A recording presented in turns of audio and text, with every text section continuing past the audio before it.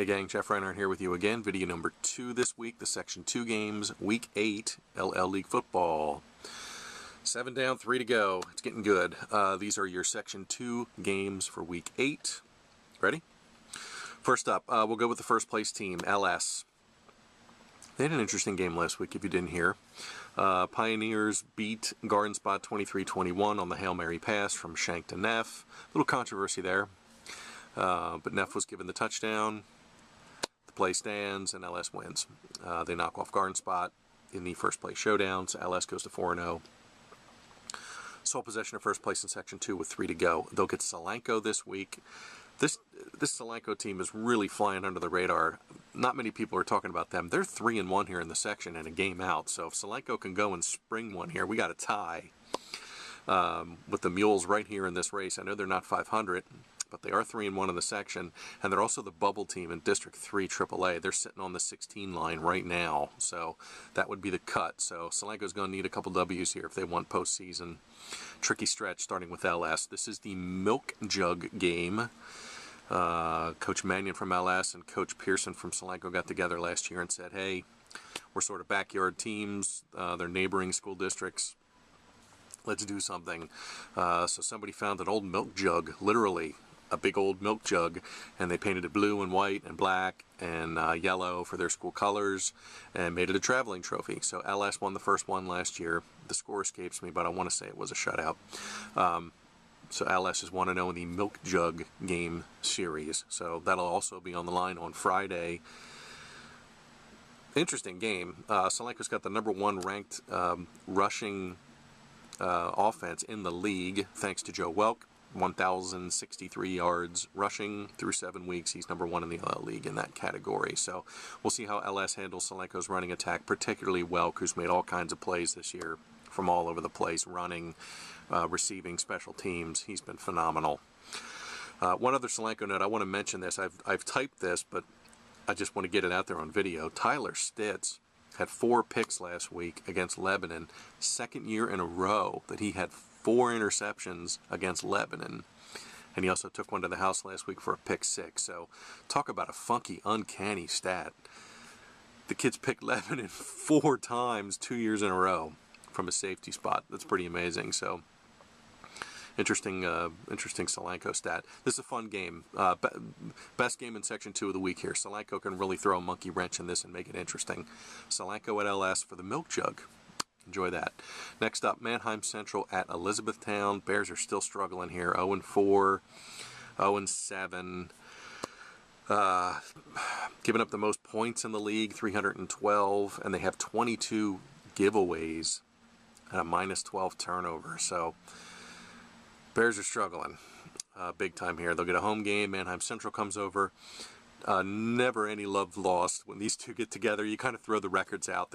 These guys have had some dandy games over the years, and I know games from 2007 really don't matter because none of these kids have played in that, but it's a feisty kind of rivalry here.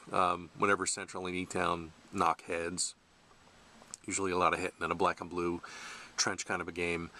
Barron's still hanging in here. They're 3-1, and they're fighting to try to get a home game here in districts. They got to get in the top 8 to do that, and they're outside the top 8 at the moment. So beat CV on Saturday 16-6.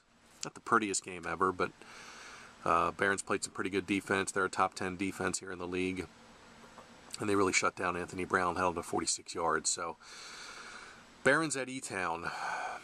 Never any love lost in that one. I'm guessing there's going to be some hitting in that game.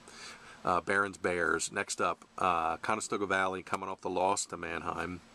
1-3 for the Bucks, and they're under 500 now, but they're right on the cut line for Quad A. I think the number 17. They got to get to 16 to get in. So Bucks are going to need some wins here down the stretch to get to 500 or better to get in. They go on the road to play Lebanon. The Cedars are 0-4 in the section. They've lost 5 in a row here after the 2-0 start. Couple of fun stats. Alex Troutman mentioned this on the video the other day. Went over 5,000 career passing yards last week for Lebanon. Not many kids have done that in the LL. I want to say he's the 13th quarterback in league history to hit 5,000 yards, so that's a big number for him. As mentioned, Anthony Brown is a 1,000-yard back, 1,021, I want to say, 1 of 2 in the league. So you're going to have CV grinding it out in this one. Brown probably with a lot of touches, want to move the chains, suck up some clock, and you got Lebanon, which is going to want to play fast and get up and down and score some points. Lebanon wants to finish strong here because this is 2 years in a row where they had the fast start and then sort of hit a wall. So we'll see how the Cedars do from here on out. CV at Lebanon. Last Section 2 game, Cocalico at Garden Spot. Interesting. Eagles are 2-2, playing a little better. Beat E-Town last week, scored 31 points. Running attack has been better. Moser's chewing it up. Reitenbach's chewing it up. It looks like Cocalico's finally got things headed in the right direction. They're playing some good ball. I don't know if it's too late for them to make districts. They're 3-4, so obviously they're going to need some wins. I'm thinking they're going to get a feisty Garden Spot team here. I'm really anxious to see how the Spartans respond after the loss last week. You know, Friday, Saturday, Sunday were not good. I'm sure they were still hot over the call and, you know, trying to work all that out. So we'll see if Garden Spot bounces back because there's still a lot to play here. They're 3-1 in a game out, and they're hoping somebody can pick off LS here and stay in it. And Garden Spot gets Manheim Central in Week 10, so there could be some implications in that game as well. So John Armbrust, 23 touchdown passes, leads the league, and Connor Schlegel, 16 touchdown catches, leads the league. Just when you think he's going to have an off week, he goes and gets 3 touchdowns in their biggest game of the year against LS. So Connor Schlegel is getting some all-state hype. I think he'll be on my nomination list. Those guys have been amazing. So anxious to see how Garden Spot snaps back in that one. See if they can screw their heads back on straight and get back to business. Okay, Section 2, Solanco at LS and the Milk Jug game. See if LS can stay in sole possession of first. Manheim Central at E-Town, good old-fashioned Section 2 rivalry game there. CV at Lebanon and Cocalico at Garden Spot. Those are your Section 2 games for Week 8. Thanks for tuning in, and I'll talk to you soon.